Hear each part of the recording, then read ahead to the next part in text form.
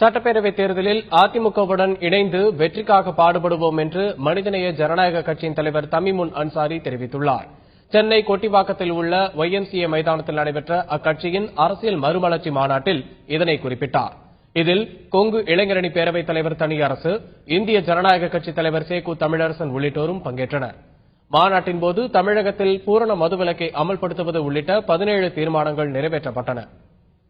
2016 சட்டமன்ற தேர்தலிலே யாரோடு மனிதநேய ஜனநாயக கட்சி கூட்டணி வைக்கும் என்ற கேள்வி கடந்த ஒரு வாரமாக எழுந்து வந்தது.